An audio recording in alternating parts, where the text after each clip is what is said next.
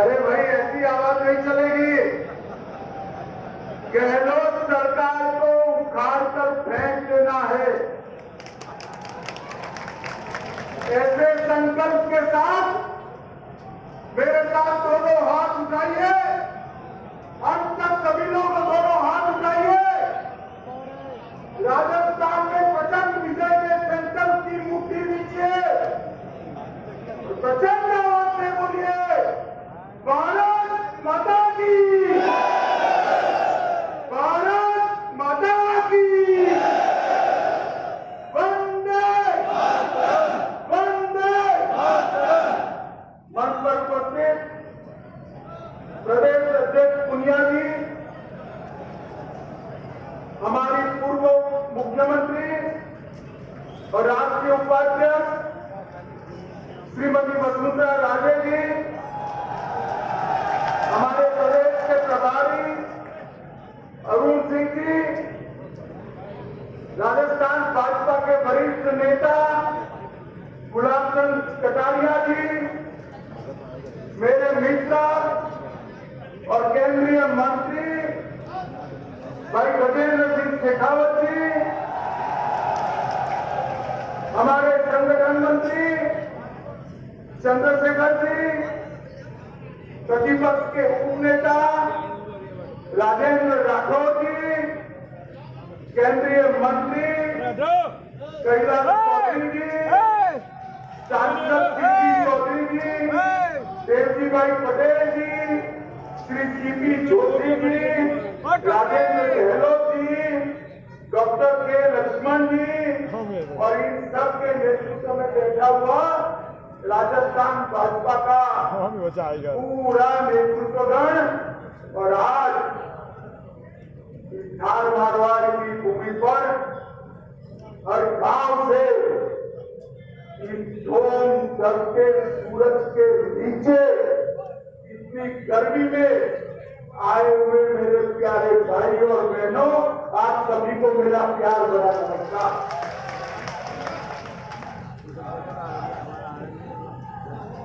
मित्रों, मैं यहां आने से पहले कम से कम 10 बार हमारे सतीश पुनिया जी के सामने नाराजगी व्यक्त करता था।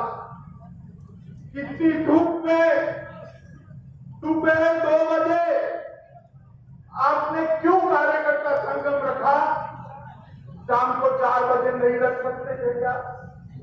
सुबह नहीं रख सकते थे क्या?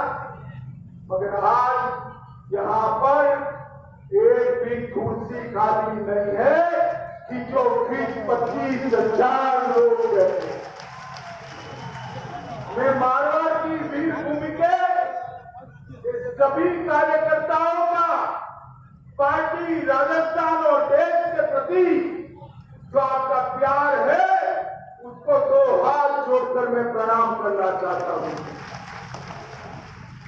माताओं, भाइयों, बहनों, ये मारवाड़ की भूमि वीर दुर्गादास राठौर की भूमि, जिस दुर्गादास राठौर की वीरता के चलते न केवल राजस्थान, कश्मीर से कन्याकुमारी, पूरे देश भर में जिस व्यक्ति ने पूरा जीवन मुगलों के शासन के सामने, अन्याय के सामने, धोखे के सामने लड़ने के लिए बिता दिया और अंत में संयंत्र लेकर शिप्रा के तट पर अपने प्राण त्यागे, ये महान वीर दुर्गादास राठौर को भी मैं प्रणाम करना चाहता हूं। अरे आगे यहाँ पर आए हम सब सुबह ही में तंदोर मां के तीर्थ स्थान को मोदी जी ने 19 करोड़ के खर्च से एक बहुत बड़ा यात्रा धाम करने का निर्णय किया है। उसका भूमि पूजन कर रहा है। ये माने 65 और 71 के युद्ध में हमारी पश्चिमी सीमाओं को सुरक्षित किया। आज भी 43 डिग्री टेम्परेचर में हमारा जवान काम कर सीमा पर खड़ा रहता है तो हमारे दुश्मनों के दांत खट्टे कर ही वापिस आता है। मोदी जी ने 19 करोड़ खर्च कर वहां पर एक बहुत बड़ा यात्रा धाम बनाने का निर्णय किया है। मैं पूरे राजस्थान और मारवाड़ की जनता की ओर से मोदी जी को बहुत बहुत धन्यवाद देना। मित्रों, ये वही भूमि है जहां 1998 में श्रद्धेय अटल जी ने पोखरण विस्फोट कर भारत को अणु महासत्ताओं में शामिल करने का काम किया। यही भूमि है जिससे जब कभी भी चाहे मुगलों के सामने लड़ना हो, चाहे पाकिस्तान के सामने लड़ना हो, पीछे मुड़कर नहीं देखा। तो आज जब मैं यहां आया हूं तब राजस्थान भाजपा को जनसंघ के समय से मजबूत करने वाले लालकृष्ण आडवाणी जी, सुंदर सिंह भंडारी जी, आचार्य गिरिराज किशोर, ललित किशोर चतुर्वेदी जी, भंवरलाल शर्मा जी, रामदास अग्रवाल जी, रघुवीर सिंह जी कौशल, मदन लाल सहनी जी को याद करता हूं और हमारे पूर्व मुख्यमंत्री भैरव सिंह शेखावत जी को भी प्रणाम कर मेरी बात की शुरुआत करें। यही वो लोग थे जिन्होंने राजस्थान को बदलने का काम किया। माताओं, भाइयों, बहनों, हम भाजपा के कार्यकर्ता के नाते दुखी है कि आज जिस प्रकार की सरकार चल रही है राजस्थान में, सरकार ने राजस्थान को विकास की दौड़ में मीलों तक पीछे छोड़ने का काम किया। मैं गहलोत सरकार की बात में बात करता हूं। जब भाजपा की सरकार आई, पहले भैरव सिंह जी की आई, काम के बदले अनाज की योजना लेकर आए, राज्य भर से चुंगी समाप्त कर दी, नगर निकाय पंचायत के चुनाव में माताओं बहनों को आरक्षण दिया और जिला पंचायत तहसील पंचायत में दलीय स्थिति में चुनाव लड़ने का सुधार किया। पूर्ण बहुमत न होने के बावजूद भी भैरव जी ने राजस्थान के विकास के लिए काम किया। फिर आप सभी ने मिलकर हमारी बहन वसुंधरा जी को मौका दिया। वसुंधरा जी की सरकार बनी। वसुंधरा राजे जी ने सबसे बड़ा काम किया, 3 लाख तक मुफ्त इलाज की व्यवस्था भामाशाह योजना कर 5 रुपये में नाश्ता और 8 रुपये में भोजन दिया। टोल टैक्स से मुक्ति दी, किसानों को 1000 रुपया बिजली बिल में सब्सिडी दी और जल स्वावलंबन अभियान भी शुरू किया। इसके साथ साथ गांव और शहरों में गौरव पथ योजना से विकास को पहुंचाने का काम किया। किसानों के 50,000 तक के ऋण को सिर्फ वादा नहीं, माफ करने का काम भी वसुंधरा जी ने। अनुसूचित जाति और जनजाति के भाइयों का 2 लाख तक का ऋण उन्होंने माफ करने का काम किया और ढेर सारे कामों से उन्होंने राजस्थान को विकास के रास्ते बना दिया। तो आज मैं यहां आया हूं तब आप लोगों को कहने आया हूं, अभी देश में कांग्रेस की 2 सरकारें हैं। कितनी सरकारें हैं भाई? वो कैमरा महाशय इस और कर दो कैमरे को। अभी देश में कांग्रेस की 2 सरकारें हैं। कितनी है? दोनों का चुनाव 23 में है। कब है? छत्तीसगढ़ और राजस्थान में अगर भाजपा सरकार होती है तो क्या बचेगा? जोर से बोले, क्या बचेगा?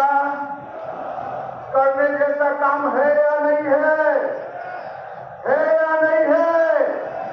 तो मुझे बताओ मारवाड़ के भाइयों बहनों कार्यकर्ताओं, 2023 में भगवा झंडा फहराओगे क्या? पक्का? नहीं तो सरकारें बनती है, सरकारें बनती है,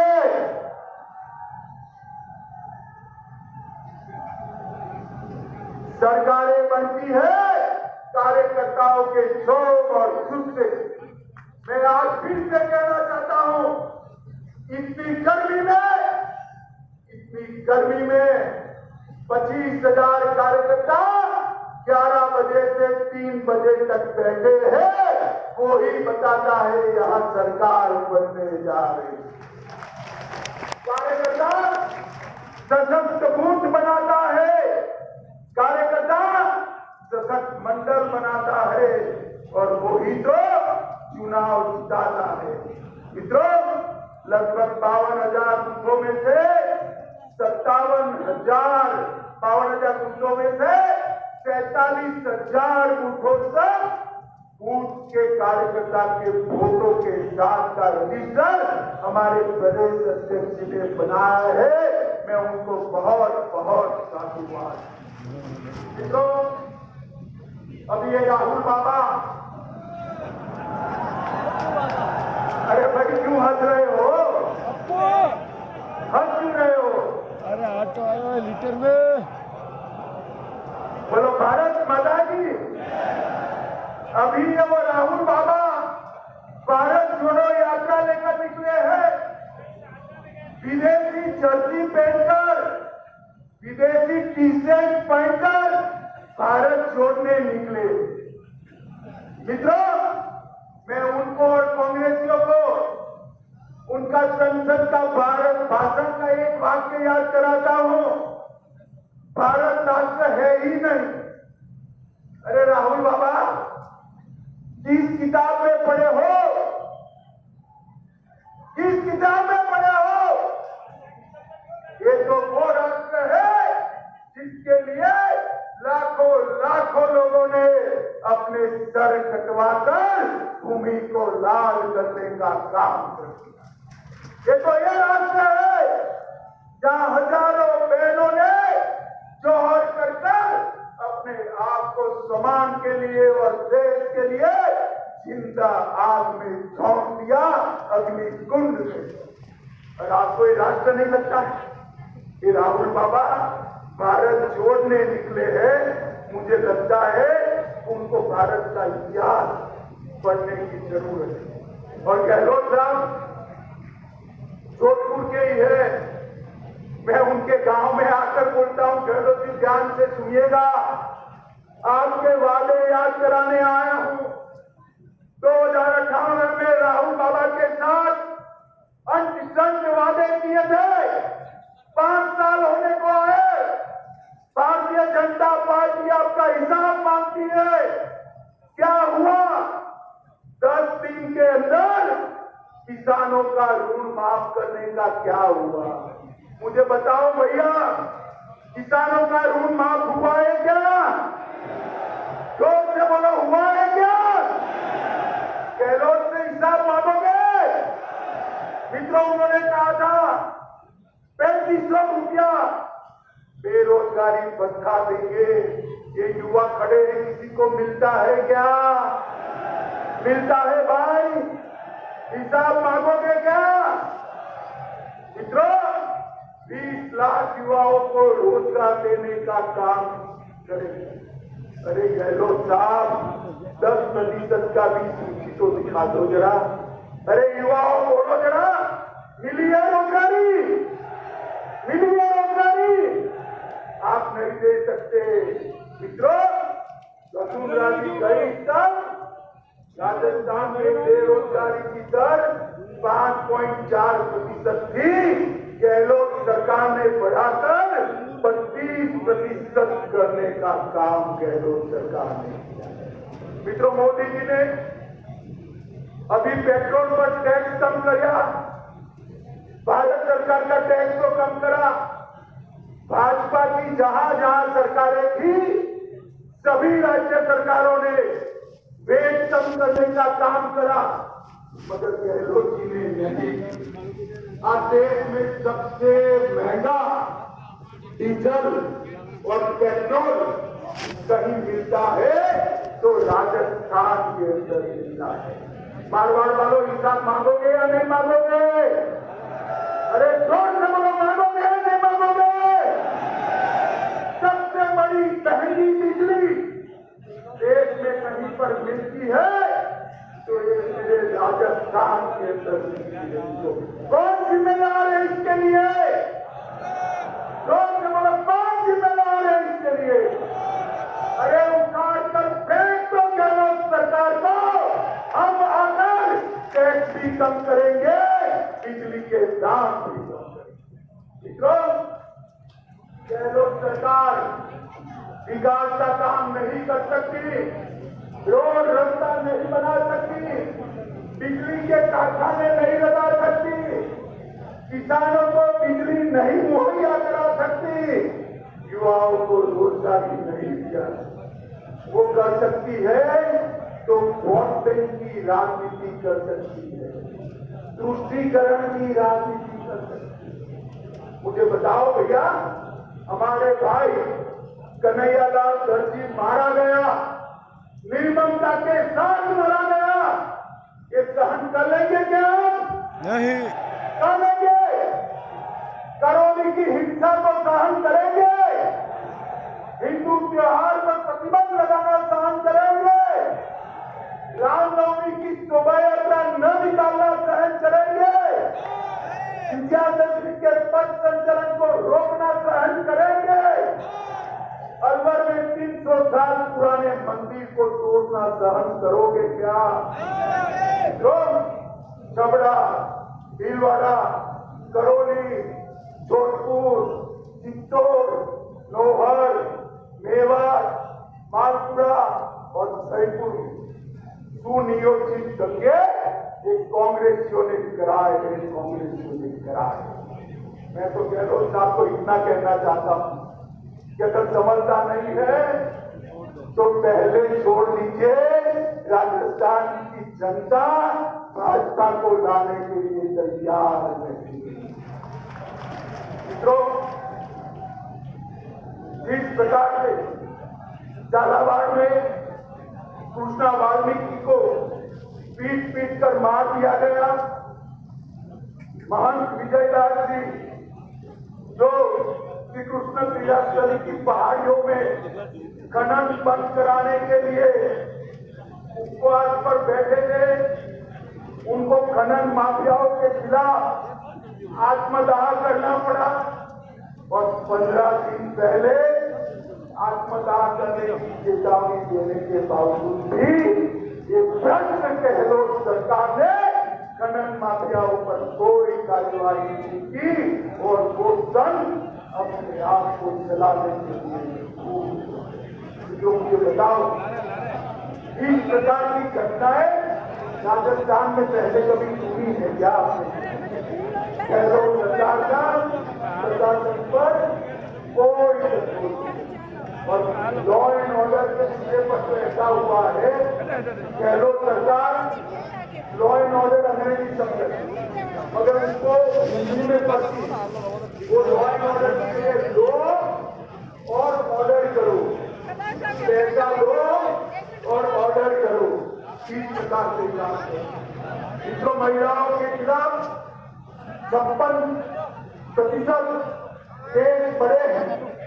जयपुर में महिला शिक्षक को जिंदा जला दिया, दौसा में आदिवासी महिला का अपहरण करकर गैंग रेप किया गया।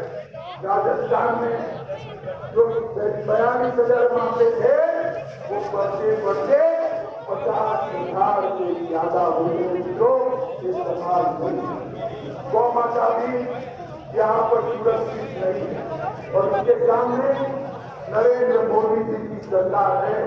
मोदी जी ने सिर्फ राजस्थान में 23 मेडिकल कॉलेज तो